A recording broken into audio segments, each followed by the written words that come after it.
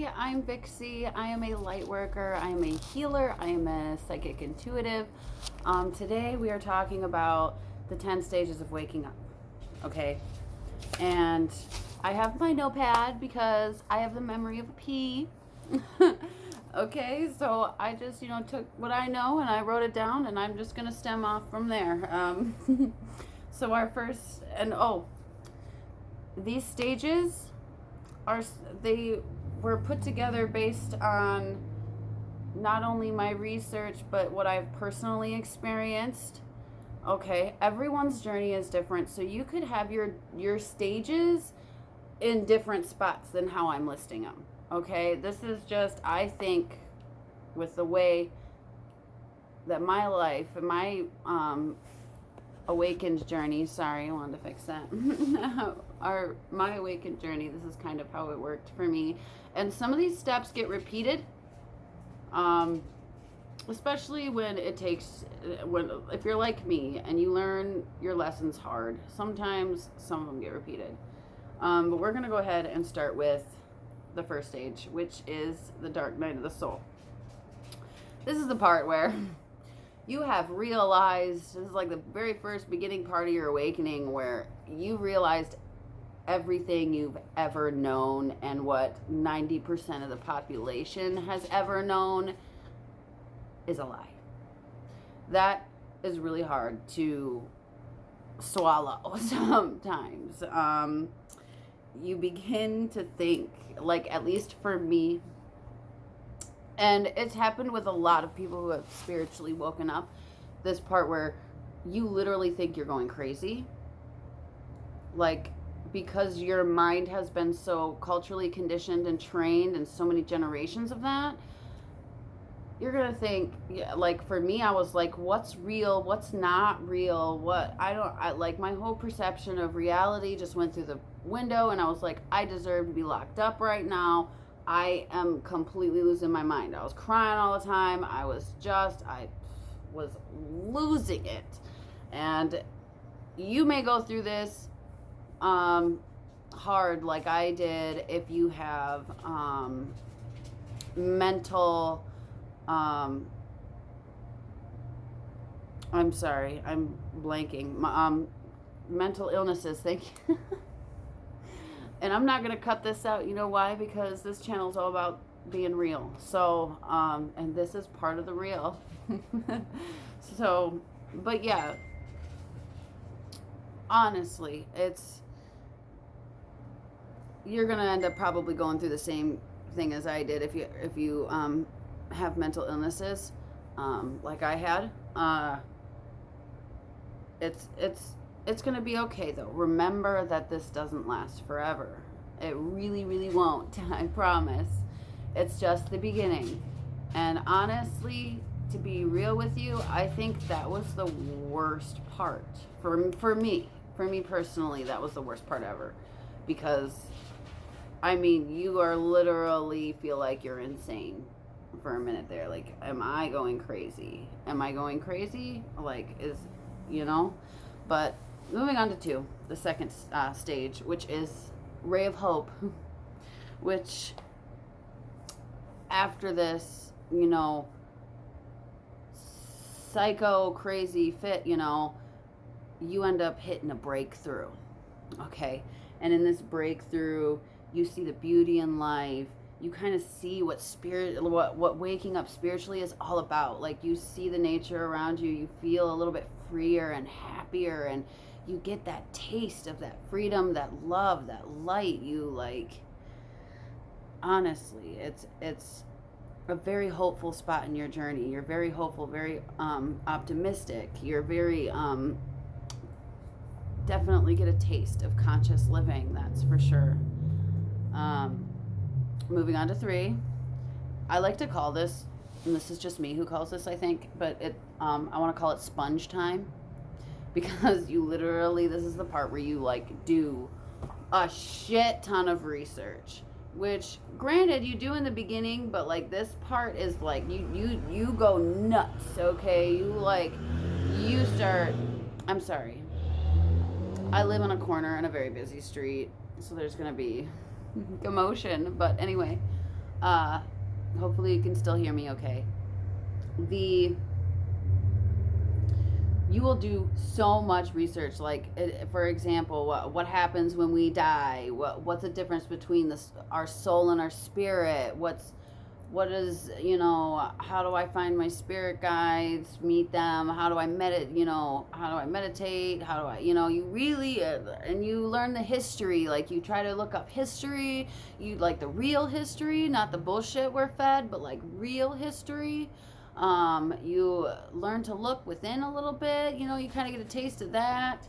um, it's basically just pure research on anything and everything you get your hands on. When I was in this stage, I was just like, no matter how much I researched, I felt like I could not have enough time in the world to take in all the information, which honestly we don't. There's just so much. There really is so much. So don't let it overwhelm you. It's okay to not know everything. Our human bodies, our human minds cannot handle all of it.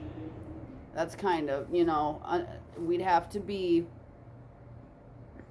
godlike vibration to be able to handle and comprehend.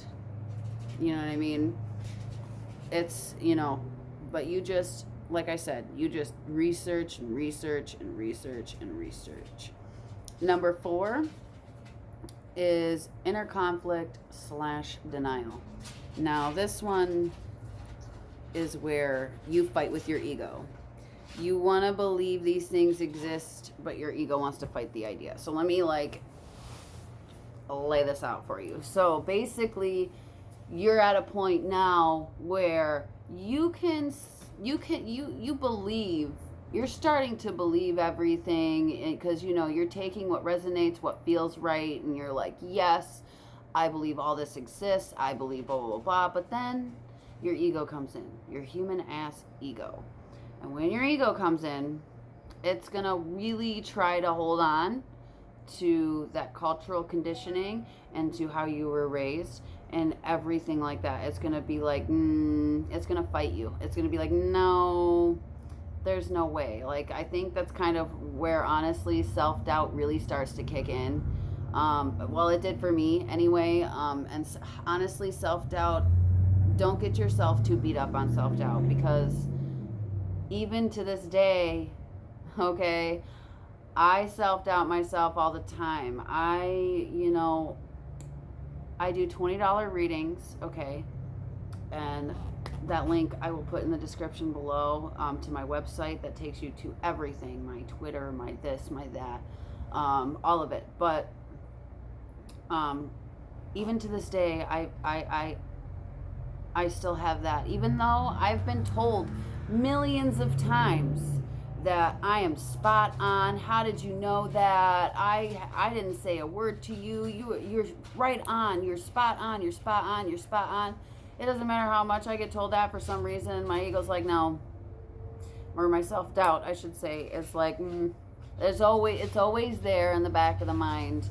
And I also I did a reading for someone who's been doing readings for a very long time, and she said the same thing. She said that self-doubt, it doesn't ever really go. You just kind of accept it until it's one of those things you're like, thank you for giving me that, for trying to protect me, but I don't need that, go away. Yeah, that's like the best I can say for that. But yeah, for that 4th stage, you're definitely going to have that conflict of your ego and all of that. Let's see, we have, all right, number 5 is spiritual makeover, which this is where you get more awareness. This is where you've kind of taken that knowledge, you're like, all the knowledge that you research, now you want to implement it. Now you want to be like, okay, when I wake up, I want to do meditation, and I want to start a self-care routine. I'm going to do my skin care, I'm going to do my hair care every day, I'm going to do this, I'm going to do that, I'm going to do that, I'm going to do this. And you're basically, it's like literally a life makeover is what I would basically call it, because you literally take everything and you try to implement it in your life on a regular. And You're also in this stage, you're also starting old hobbies that you used to have that may have been dead, or bringing out your inner child, things you loved to do when you were a child, all stuff like that. I mean, it's bringing back and bringing the true, it's like the beginning of bringing that true you out and trying to implement it. So there's your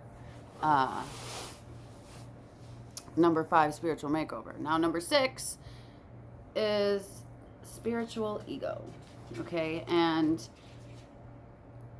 at this point, you're more spiritually established. So now your spirituality has your ego attached. Okay, let me explain what that means. What that means is essentially, now that you're kind of getting the idea, now that you're in like this higher vibration, and you can put yourself there in a higher vibration, your ego will get to you. Not, instead of fighting you, this is the part where it's like, oh well, these people aren't awake, so I'm above them. And that's not true. The quicker you learn that, the better. Basically, everybody has their own journey and doing everything in their own time. Sure, some of us may never wake up. They may be stuck in the other dimension, or they have some lifetimes to come back to before they start waking up and learning what they need to learn. And I even to this day, sometimes I struggle with that. I ain't gonna lie. Sometimes, and it only kicks in when there's someone being like completely ignorant to me, like rude and all of that. I like put myself on this pedestal, and I'm like, no, I'm a queen. You're no. But honestly, we are all God. You know, we are all from the same source of energy, just spread out. We are all one. Whether they are awake to that or not, we can't hold that against them. They're blinded by their own, you know, they're in their own part of their own journey. And sometimes that's hard to accept, but that stage is all about, you know, where you think, you know, oh, this person's not woken up, this person's not, you know, I'm awake. You know, you let that ego kind of take over your spirituality in a sense. But hopefully I helped you go through that stage a little bit quicker with sharing my knowledge.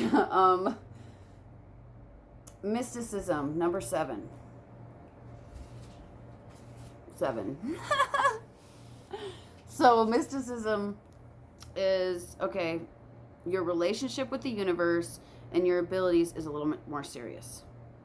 You start realizing that you need to take accountability for things that you've created in your own life and for the people around you.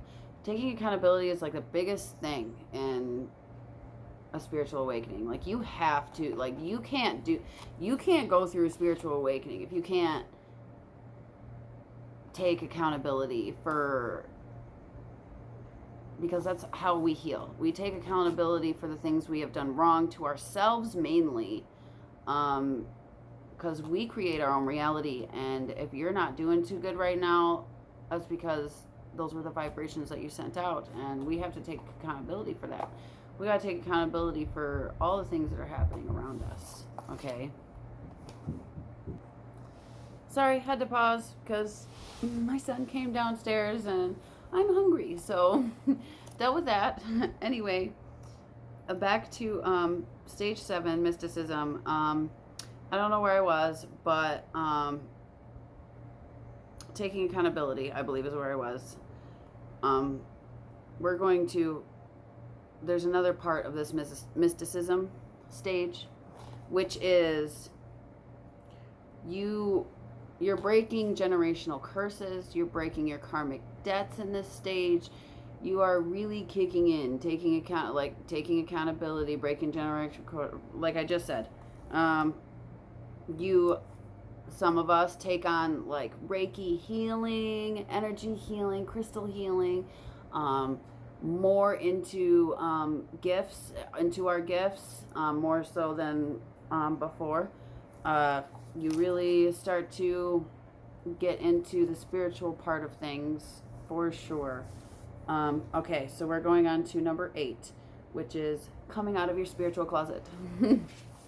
And this part is fun because this is where it was hard for me at first because it's exactly how it's explained. Okay, so I like,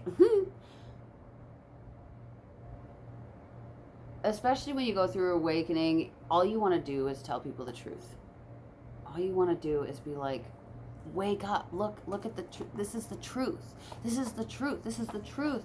But 9 times out of 10, your family and friends are going to look at you like you are absolutely nuts, just like you did in the first stage. And at first, that's going to discourage you, and you're going to like not want to talk about it. But eventually, you'll learn to talk, like how to bring it in and how to talk about it, or how far you should go in the conversation. Like, I started right off rip one time. They started talking about aliens, and I'm like, oh yeah, well, I'm a star seed, and I'm an alien from another planet, and I'm right here, and I'm part of the Galactic Federation, and I just kept going, and they were just like, okay. So eventually you're gonna end up with the people. You're gonna end up, the more that you are in this spiritual journey and on the lighter side of things, whatever vibration, whatever you're emitting, those people will come to you. But first, you got to get rid of the bad, and that's one big thing in the awakening is people you thought were there for you. You're gonna realize really quickly that they are not. And it hurts. Sometimes people are really hard to let go. It could be family members, it could be your boyfriend, it could be your wife, it could be your, it could be someone really close to you. And now that you're getting out of your, funk that you were in before you started the spiritual awakening, when you're starting to get your true self out, you'll realize that this is toxic, or they're not supporting me, or they aren't there for me when I need them, and you're just like, you will have the people there for you that are all about, they're going, whether they understand it or not, they will be there for you and with you and willing to listen and, all that stuff. But that, I kind of sidetracked a little bit, but when you come out of your spirit, once you figure out how to talk, like, the best part is getting out of your spiritual closet, because when you come out of your spiritual closet, you're just like unapologetically just spreading that truth. Like I was saying earlier in the beginning, you kind of figure out like what your loved ones can handle and not handle. However, I know that there's like this kind of gray area, at least for me right now, where I personally feel like with certain people you shouldn't take it too far. You don't want to fuck with their head. You don't want to be like mind blowing them and making them question their, you want to get them to question their reality, but like other times you really don't. I'm rambling on at this point. At the end of the day, you come out of your spiritual closet, you're starting to be your true self. You're just like, yep, I'm awake, or I'm this person, this is me, deal with it. I am awesome, you're awesome, we're all awesome. It's pretty self-explanatory. As much as I ramble on, that part is pretty self-explanatory. You're just unapologetically being yourself spiritually and physically. Like you're not afraid to talk about your spirituality. You're not afraid to talk about your spiritual awakening. Nothing like that. You just keeping on and keeping on. Anyway, I'm going to move on to number 9 before I ramble on anymore on my bull crap. Okay, so this one is all about walking your purpose.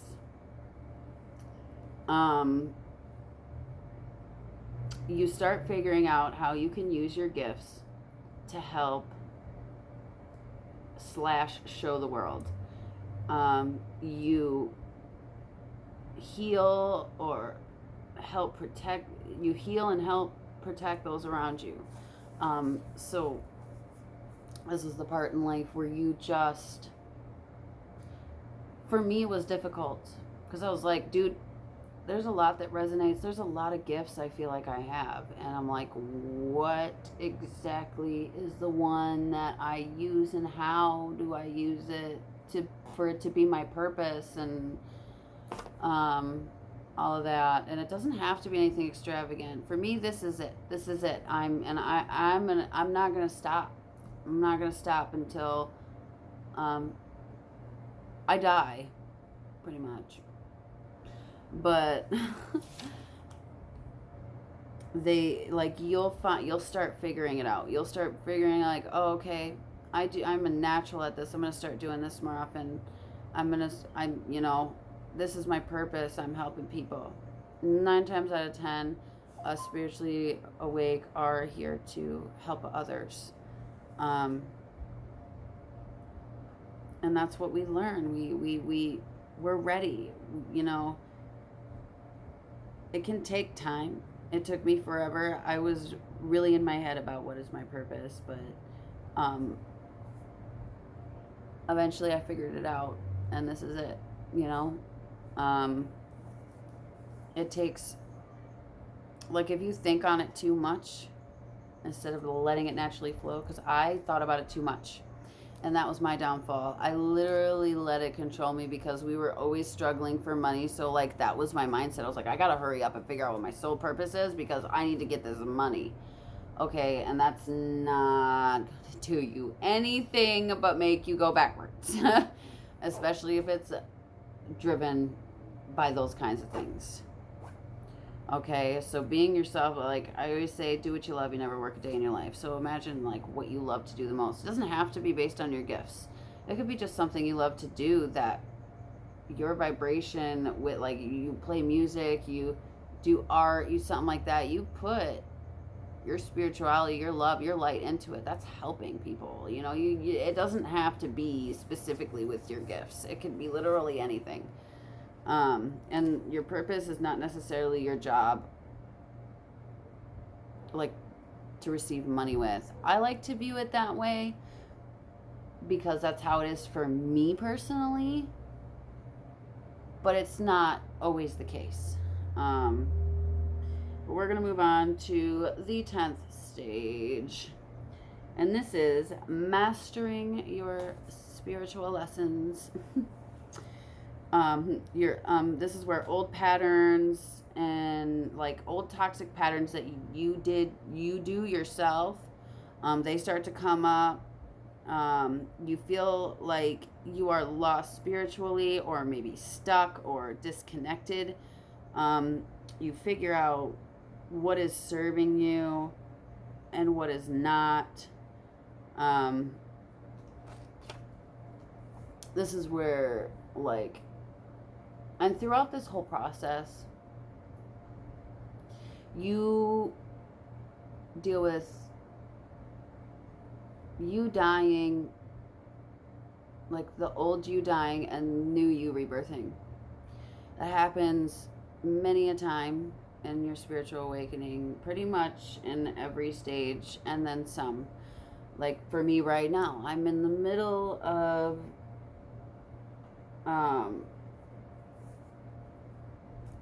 probably 9 and 10. I'm walking my purpose right now.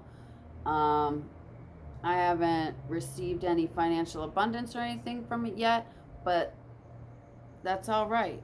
I will one day, and this is what I'm doing. I'm doing my soul purpose. I'm helping people, okay, and I'm helping them wake up. I'm guiding. I'm doing readings. I'm even my merchandise. My merchandise that I have on my website, again, will be in my link in the description. But like, even my merch has the vision of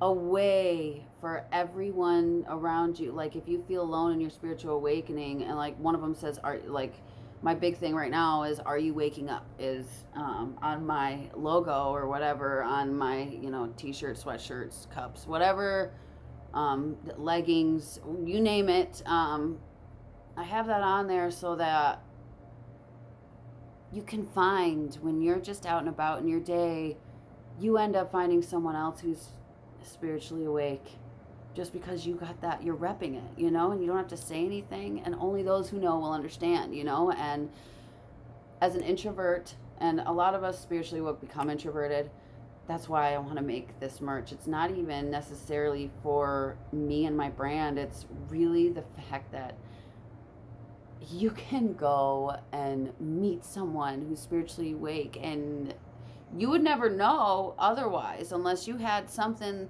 on you, like some crystals, or like I have the evil eye on, you know, stuff like that. But if you're not wearing all that, and even sometimes people just wear crystals because they like them, you know, and you never really know. And it's really hard to just come up to somebody, start talking about, you know, stuff like that, unless you're very social. If you're very social, that's great. That's even more reason to be like, you find somebody like, hey, you, I know what you about, you know, I got you. Anyway, I'm rambling on, but I'm right. I was trying to give you the example of right now. I'm in the middle of, I am just before a new death and a new birth right now. And a lot of things right now, a lot of old habits, like trying to sleep most of the day, or just sit down and do nothing most of the day, that, you know, those sort of habits try to come back. And don't get me wrong, like, if your body really feels like it needs to rest, let it rest, but don't take it too far, you know what I mean? Like today, I was going to get right on it. I had the attitude to be like, all right, I'm going to get all my work done today, that I need to get done pretty much every day now. But I was extremely exhausted, and I was like, okay, I'm going to take a nap. I really thought that was like an old pattern trying to come up, but I think on this case, it was one of those, I really do need that extra rest. And when I got up, that old pattern was like, okay, sit around for a while. I'm like, nope. Nope. I'm excited. I have truth to share. I have things to do. So I went on that. And, but anyway, I think after that, you go through, after this point, after the 10th stage, I think at that point you're going into ascension, you're going into really high consciousness. You have basically gone through the worst already at this point. Sorry, got interrupted by the sun again. But anyway, it is an amazing journey waking up. It really is. You get this sense of freedom and love, and like the thing in the children's movies, it's almost like that shit's real, you know, like in a sense of everything bases down to an innocent child's mind. Like, we are so worried about things that we shouldn't worry about. It should be down to the basis of, even when things are at its lowest, you can still find beauty in what's going on around you. You can still, like, you're breathing, you're alive, this is going right, you know. It's really big is to ask yourself, what is going right when something's going wrong, you know, when everything feels like it's going wrong, like, what is going right? But that last stage I was talking about, basically ascension, I have yet to experience this. There's so many times where I felt like I was experiencing this, but our vibration, we're always going around. Like we can be from down here all the way up here. Okay. It just depends on what we need to go through, what, but I'm going to end it there. If you have any more questions, feel free to leave a comment below. You can check out my TikTok. That's where I have a lot of my tips and tricks is on TikTok. It's probably where most of you came from if you're watching this video, because that's where I got most of my audience. But I hope you have a wonderful day. No. Let me rephrase that. Make today wonderful. Okay. Regardless of your surroundings, make today a great day. And I hope this was helpful for you. And if you have more questions, feel free. I will make more videos or even TikToks about answering these sorts of questions. And I will continue all about waking up as the series that I'm doing right now. That's going to be on TikTok and here. Here it's more elaborate, more in detail. On TikTok, it's, TikTok. I have like only a couple minutes to be like, all right. So have a wonderful day. Love you guys. Smile some today, okay? Smile.